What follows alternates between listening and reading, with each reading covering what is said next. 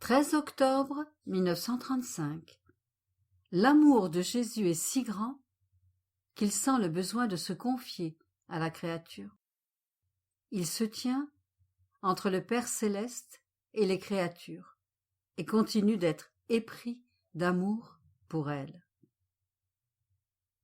Je me sentais abandonnée dans les bras de mon doux Jésus qui ressentait le besoin de soulager son ardent amour. Parler de son amour est un soulagement.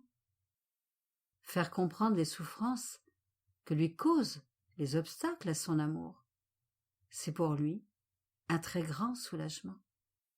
Oh, comme il est douloureux de l'entendre dire d'une voix suppliante et à moitié étouffée: Aimez-moi, aimez-moi. Je ne veux rien d'autre que de l'amour. Mes plus grandes souffrances sont de ne pas être aimée, et je ne suis pas aimée parce que ma volonté n'est pas faite. C'est ma volonté qui est porteuse de mon amour et qui me fait aimer par la créature d'un amour divin. Lorsque je ressens cet amour, je suis libérée de l'intensité de mes flammes et je ressens le doux repos et le soulagement dans mon propre amour que me donne la créature.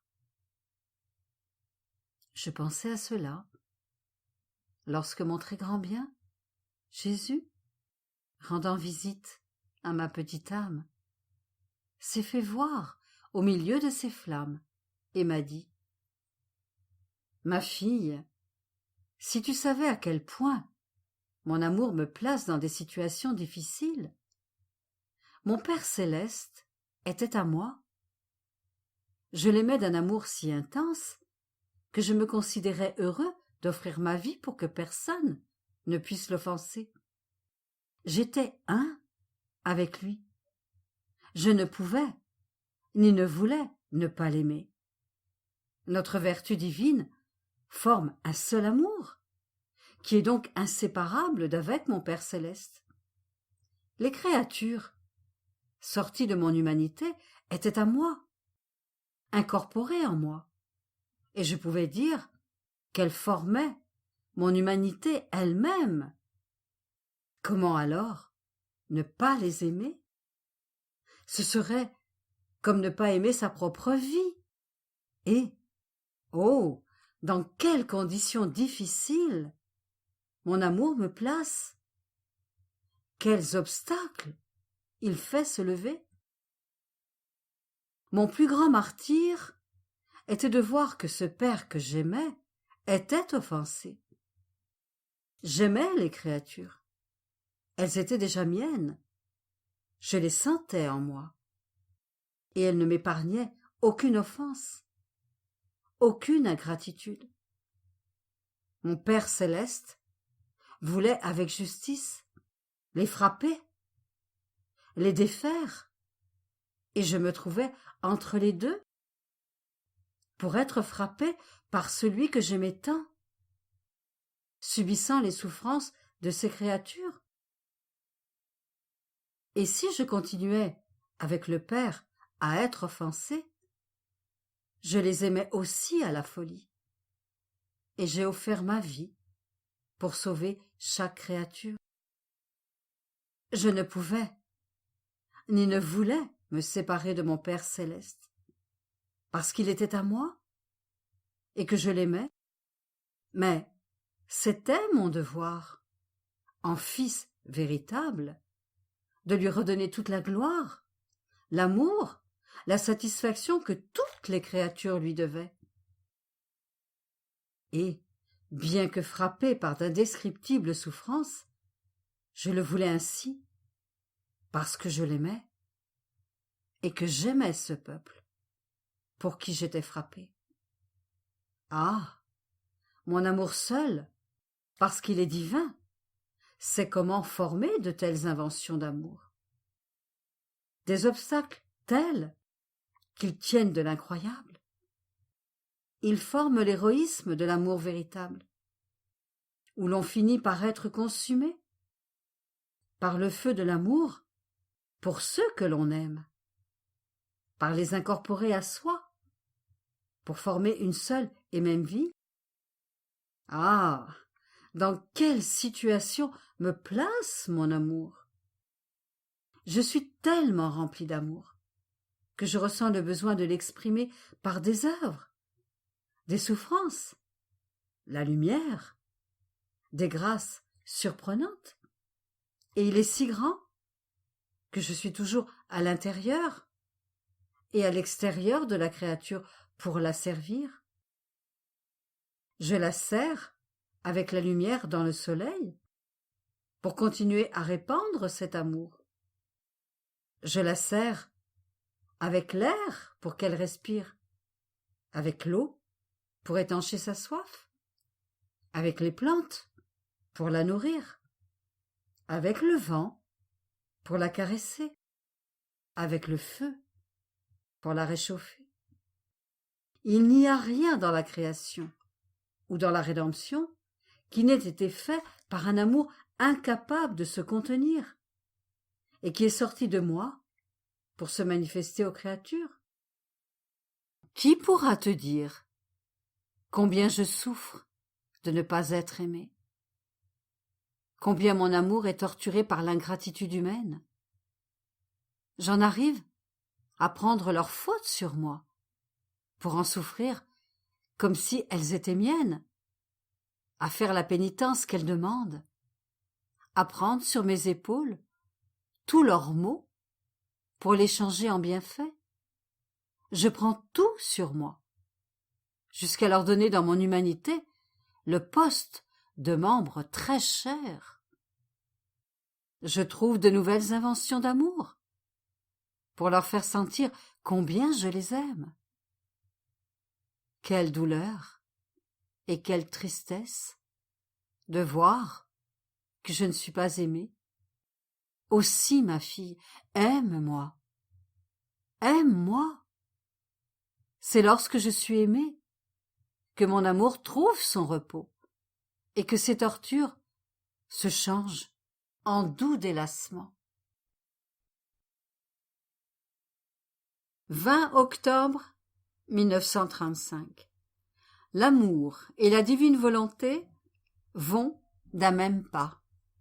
L'amour constitue le premier matériau adaptable pour former la vie de Dieu dans la créature. Mon pauvre esprit ressent le besoin de se reposer dans le divin vouloir, de se sentir aimé par celui-là seul qui sait comment l'aimer. Il sent en lui la vie, et sa douce compagnie est son plus grand bonheur. Mais, s'il ressent le besoin d'être aimé, il éprouve également, avec une fièvre ardente, celui de l'aimer. Et il voudrait pouvoir se consumer d'amour, sortir de son exil, afin de pouvoir l'aimer au ciel, d'un amour plus parfait. Mon Jésus, quand auras-tu pitié de moi? Mais je pensais cela, lorsque mon bien-aimé me refit sa petite visite et me dit: Ma fille, l'amour et la volonté de Dieu marchent ensemble, ils ne sont jamais séparés et forment une seule et même vie, si bien que si ma volonté a créé de nombreuses choses, elle les a créées dans l'amour, et elle ne serait pas digne de notre infinie sagesse si nous n'aimions pas ce que nous avons créé. Par conséquent, chaque chose créée, même la plus petite, possède la source de notre amour, et une voix qui continuellement soupire avec amour: je suis la divine volonté, et je suis sainte, pure, puissante et belle. Je suis amour, et j'aime. Je ne cesserai jamais d'aimer, même celle que je ne convertis pas entièrement dans l'amour. Tu vois par conséquent, ma fille, que ma divine volonté aimait, puis créa ce qu'elle aimait. L'amour est notre souffle, notre pulsation est notre air. Et comme l'air est communicatif, et que rien ni personne ni chose ne peut échapper à l'air. Notre amour, qui est air véritable, investit toute chose, et c'est avec justice qu'il veut être maître de tout et être aimé par tous. Lorsque l'amour n'est pas aimé, il sent que le souffle et la pulsation lui sont enlevés, et que l'air n'a plus sa vertu communicative. Si la créature fait ma volonté et qu'elle n'aime pas, on ne peut pas dire en fait qu'elle fait ma volonté. Ce sera peut-être la volonté de Dieu par circonstance, par nécessité, par moment, parce que seul l'amour divin possède la vertu unitive, celle qui unit et centralise toute chose dans ma divine volonté pour former la vie. Il lui manque alors mon amour qui seul sait rendre et transmuer la créature en matériaux adaptables, afin de faire de cette créature la vie de la divine volonté. Sans l'amour, elle serait alors comme un objet dur qui ne peut recevoir aucune impression de l'être suprême. Mon amour est comme un ciment qui remplit toutes les lésions du vouloir humain. Il le rend malléable pour lui donner la forme qu'il veut et graver sur lui le sceau de la vie divine. La volonté de Dieu et l'amour sont donc inséparables. Si tu veux faire ma volonté, tu veux aimer. Et si tu aimes, tu mettras en sûreté ma volonté en toi. Ma volonté et l'amour vont la main dans la main. Ma volonté créée et l'amour se prêtent comme matériaux pour subir l'acte créateur et produire nos plus belles œuvres. Aussi, lorsque nous ne sommes pas aimés, nous entrons dans un délire. Nous sentons que nos bras sont brisés, que nos mains créatrices ne trouvent pas le matériau pour former notre vie dans la créature. C'est pourquoi, en allant de pair et en nous aimant l'un l'autre, nous aimerons toujours et nous serons tous deux heureux. Si tu veux vivre dans mon vouloir, je mettrai à ta disposition mon amour, et tu auras en ton pouvoir l'amour héroïque et incessant qui ne dit jamais que c'est assez. 27 octobre 1935. Comment la divine volonté descend dans l'acte humain et crée en lui sa vie palpitante. Comment elle souffre à l'avance le purgatoire de la créature qui vit dans sa volonté. Je sens en moi le vouloir suprême qui veut que je subisse dans mes petits actes la puissance de son acte divin. Il veut être appelé par la créature. Il ne veut pas agir en intrus, ni entrer de force. Il veut que la créature le sache, et que le vouloir humain embrasse le divin vouloir, et lui abandonne son poste pour se mettre à sa suite, et que l'âme se sente honorée que le vouloir divin soit à l'œuvre dans son acte. Mon esprit se perdait, et ô combien de choses je comprenais, sans trouver les mots pour les répéter. Et mon bien-aimé Jésus, toute bonté, me dit: Ma bienheureuse fille, tu n'as pas encore compris ce que signifie ma volonté à l'œuvre dans l'acte humain de la créature.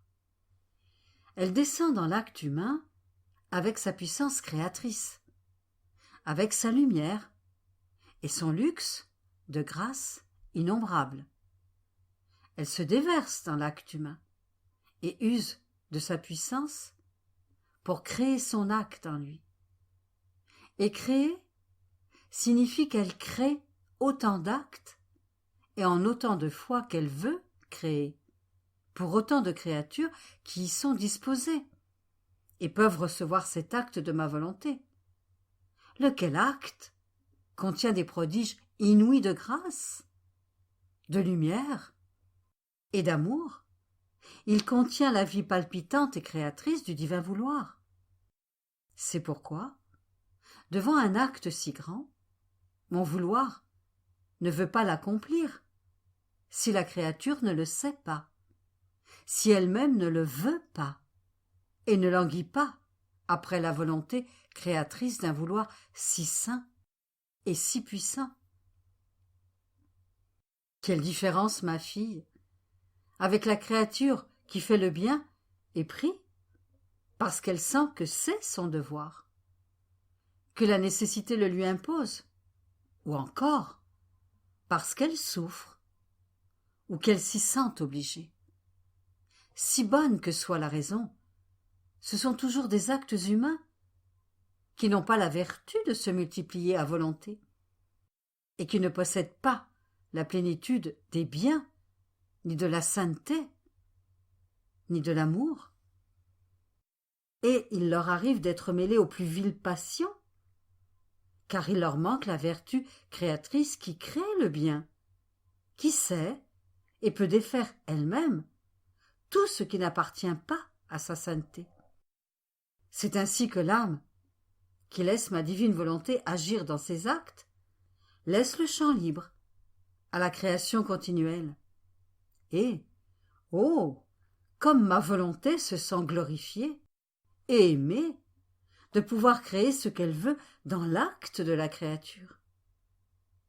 Elle sent que sa souveraineté, son empire et sa royauté sont reconnus, aimés et respectés.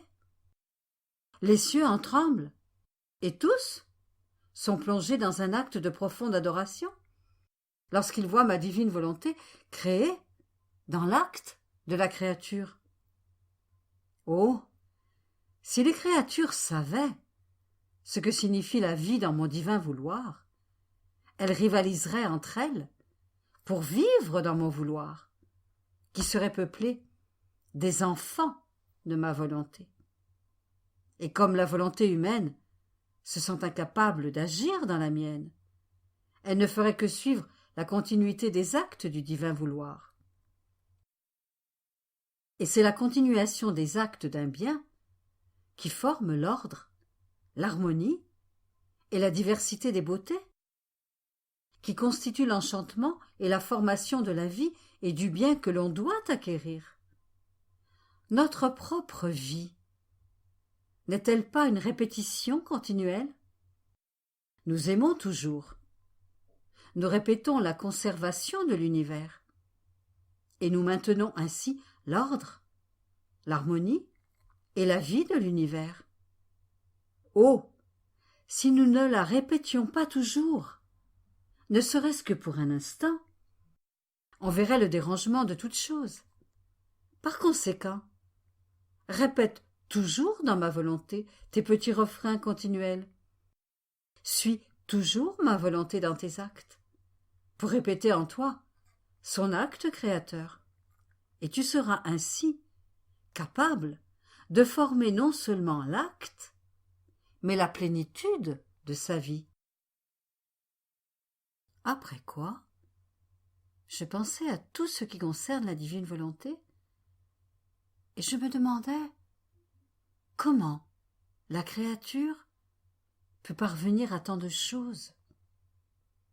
Et mon doux Jésus reprit la parole et me dit : « Ma fille, tu dois savoir que dès l'instant où la créature décide véritablement de vouloir vivre dans ma divine volonté et de ne jamais faire sa propre volonté, quel qu'en soit le prix, mon fiat, avec un amour indescriptible, forme le germe de sa vie dans les profondeurs de l'âme, et cela avec une telle puissance et une telle sainteté que ce germe ne pousse pas avant d'avoir placé l'âme à son poste, en la libérant de ses faiblesses, de ses misères et de ses tâches, s'il y en a. L'on peut dire que le fiat forme à l'avance son purgatoire, en la purgeant de tout ce qui pourrait empêcher qu'une vie de divine volonté soit formée en elle. Car ma volonté et les péchés ne peuvent ni exister, ni demeurer ensemble. Tout au plus pourrait apparaître une faiblesse apparente, que la lumière et la chaleur de mon fiat purifient immédiatement. Mon fiat conserve toujours en main l'acte purificateur, pour qu'il n'y ait dans l'âme aucun obstacle qui pourrait empêcher non seulement la croissance, mais le développement de ses actes dans l'acte de la créature. C'est pourquoi la première chose que fait ma volonté est de lui enlever d'avance le purgatoire, en faisant qu'il soit souffert d'avance, afin d'être plus libre de faire vivre l'âme en lui et de former sa vie comme il lui convient. C'est pourquoi, si la créature devait mourir après un acte définitif et volontaire de vivre dans mon vouloir, elle prendra son envol vers le ciel, ou plutôt c'est ma volonté qui la portera en triomphe dans ses bras de lumière, comme une naissance, comme son cher enfant. Et s'il n'en était pas ainsi, on ne pourrait pas dire que votre volonté soit faite sur la terre comme au ciel. Ce serait une façon de parler, et non une réalité. Au ciel, où elle règne, il n'y a ni péché, ni purgatoire. Et si ma volonté règne dans la créature sur la terre, il ne peut y avoir ni péché, ni peur du purgatoire. Mon fiat sait comment tout purifier parce qu'il veut être seul, à son poste, pour régner et dominer. 4 novembre 1935. La créature qui vit dans la divine volonté possède son Jésus de manière pérenne, et il répète le miracle qu'il a opéré de se recevoir lui-même en instituant le très saint sacrement. Mon abandon continue dans le divin vouloir, mais plus j'avance dans sa mère, plus je ressens le besoin de sa vie pour continuer à vivre. Et après avoir reçu la Sainte Communion, je ressentais le besoin de l'aimer. Mais le pauvre rien que je suis n'avait pas assez d'amour pour aimer celui qui l'aime tant. Mon amour était si pauvre que j'avais honte devant l'amour de Jésus, si grand que l'on n'en voyait pas les limites, et pourtant je voulais l'aimer. Et mon bien-aimé Jésus me dit, pour me donner du courage: Ma bienheureuse fille, ne t'accable pas, car pour celle qui vit dans ma volonté, le tout est dans le rien, et en voulant m'aimer, elle m'aime avec mon amour. Je trouve en elle mon amour puissant, sage, attirant, immense, de sorte que ce rien de la créature m'entoure de tous côtés, et je me sens liée par son amour qui est semblable au mien et auquel je ne peux échapper. Elle me blesse et me contrôle au point de me rendre petit, et je ressens le besoin de me reposer dans les bras de son amour. Mais ce n'est pas tout. La créature qui vit dans ma volonté possède son Jésus de manière pérenne, car il possède la vertu de former, d'élever et de nourrir ma vie dans la créature. Et, en me recevant dans le sacrement, je trouve un autre Jésus, c'est-à-dire moi-même, que la créature aime, adore et remercie. Je peux dire que je répète le grand miracle que j'ai accompli en instituant le sacrement de l'Eucharistie, dans lequel je me communiquais à moi-même, c'est-à-dire ton Jésus qui recevait Jésus. C'était le plus grand honneur, la plus complète satisfaction, l'échange de l'héroïsme de mon amour, que de me recevoir moi-même. Je possédais tout ce qui était dû à ma vie sacramentelle, un Dieu égal à Dieu lui-même. Je pouvais dire que ce que je lui donnais, elle me le redonnait. Or, pour la créature qui vit dans ma volonté, il est impossible de ne pas posséder son Jésus. Et c'est pourquoi, en me recevant dans le sacrement, je peux dire « Je vais me trouver moi-même dans la créature et je trouve ce que je veux. Ma vie qui nous unit n'en forme qu'une seule. Je trouve mon palais. Je trouve l'amour qui m'aime toujours. Je trouve la compensation du grand sacrifice de tout ce que je fais et souffre dans ma vie sacramentelle. Mon amour excessif me porte, avec une force irrésistible, à répéter le miracle de me recevoir moi-même. Mais cela ne m'est donné que dans la créature où règne ma divine volonté. 17 novembre 1935. Tout ce que l'on fait dans la divine volonté prend sa place en Dieu. Je me sens dans les bras de la divine volonté et il me semble qu'elle attend mon ordre pour travailler dans mon petit acte, afin de me faire reposer sans ses œuvres et de lui procurer à elle aussi du repos. Et mon doux Jésus me surprit par une brève petite visite et me dit « Ma fille, lorsque la créature travaille dans ma volonté, ses actes prennent leur poste dans notre être divin. Et notre bonté est si grande qu'elle conserve de nombreux vides, afin de recevoir tous les actes humains qui possèdent la vertu créatrice dans notre vouloir. Et ils viennent, tout en fait, à leur Créateur, pour remplir ces vides que notre amour maintient tels de magnifiques postes formés en nous, afin de pouvoir dire « ce sont nos actes ».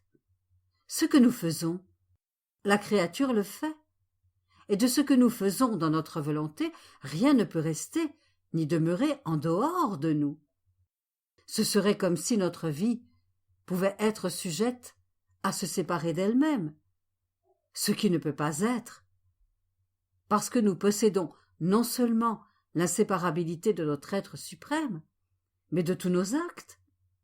Et pour celles qui vivent dans notre vouloir, nous conservons des postes pour chacune, et de tous, nous formons un seul acte unique.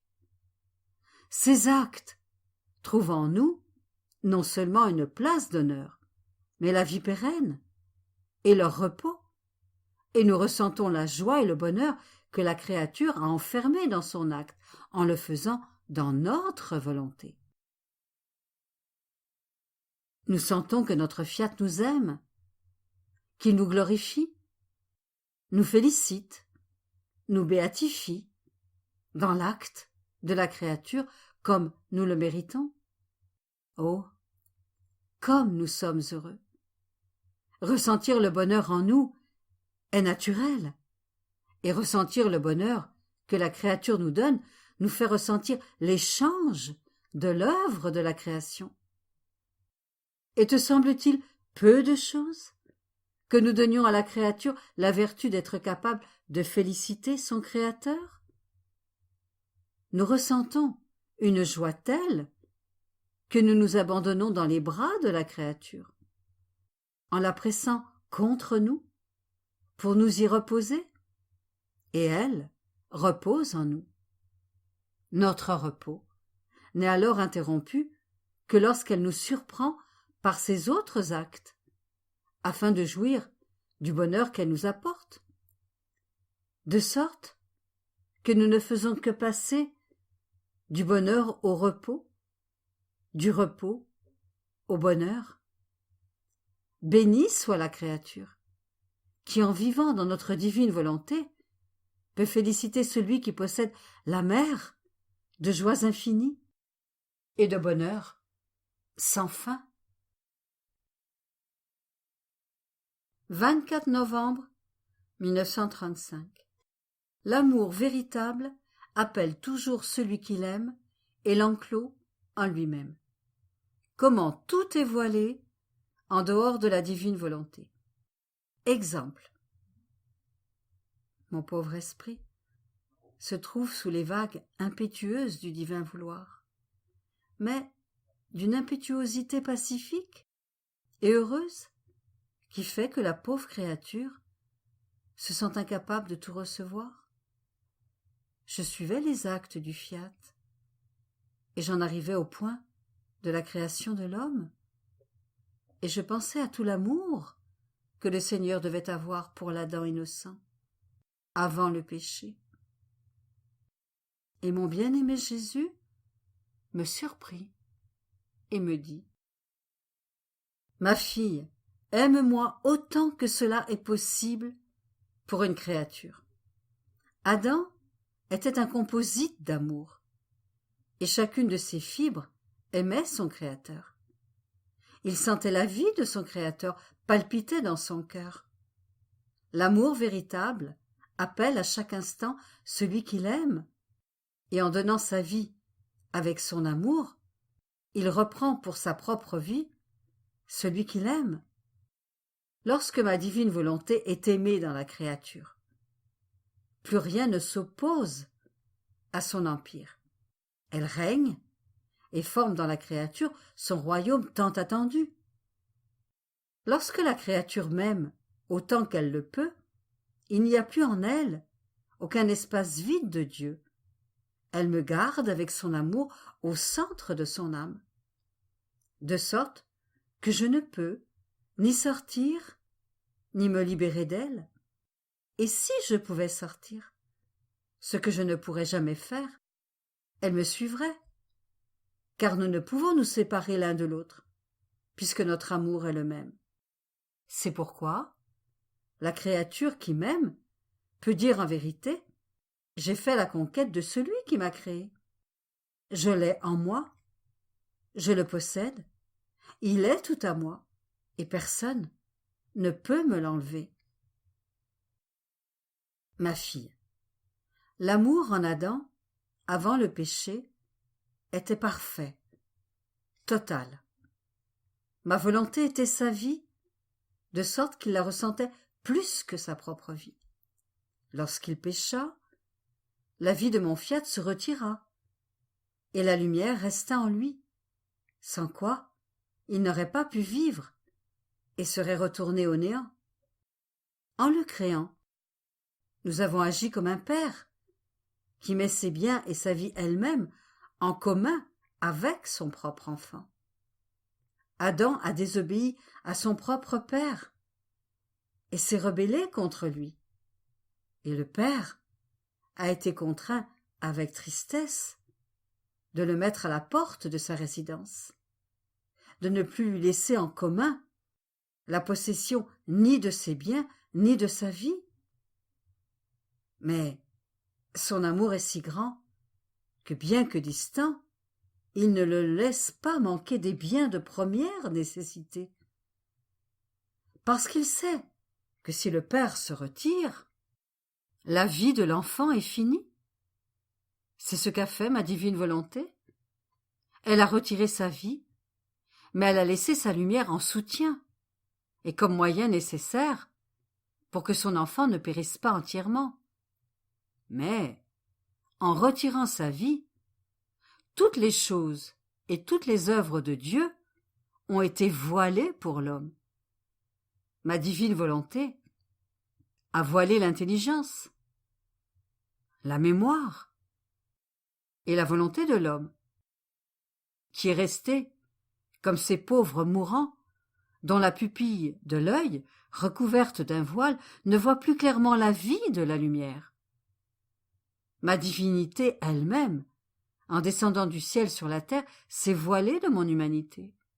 Oh, si les créatures avaient possédé la vie de ma volonté, elles m'auraient immédiatement reconnu, parce que ma volonté aurait révélé qui j'étais, et elles auraient immédiatement connu et aimé ce divin vouloir en moi. Elles seraient venues en foule autour de moi, et n'auraient pas pu se séparer de moi. Reconnaissant, sous l'apparence de leur chair, le Verbe éternel, celui qui les aimait tant, qu'il est venu comme l'un des leurs, et je n'aurais pas eu besoin de me manifester moi-même, car ma volonté, en résidant en elle, m'aurait révélé, et je n'aurais pas été capable de me cacher. Il a fallu au contraire que je dise qui j'étais, et combien ne m'ont pas cru. C'est pourquoi tout demeure voilé pour les créatures en qui ne règne pas ma volonté. Les sacrements eux-mêmes, que mieux qu'une nouvelle création j'ai laissée avec tant d'amour dans mon Église, sont voilés pour elle.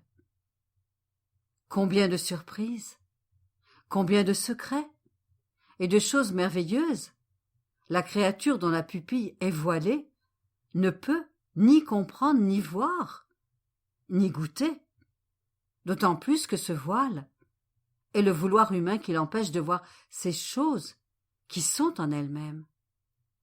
Mais, en régnant dans les créatures, ma volonté enlèvera ce voile, et tout sera révélé. Les créatures verront alors les caresses que nous leur faisons à travers les choses créées, les baisers, les étreintes amoureuses qui sont en chaque chose créée, et elles sentiront notre ardent battement de cœur qui les aime.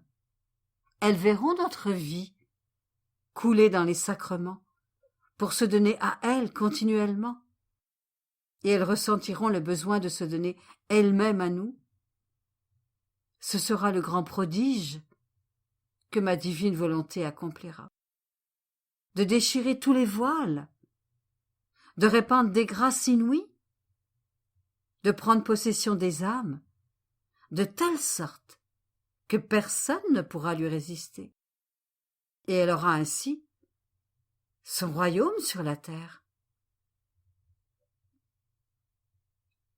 Jésus, hâte-toi d'accomplir ce que tu dis et que tu veux, et ta volonté sera faite sur la terre comme au ciel.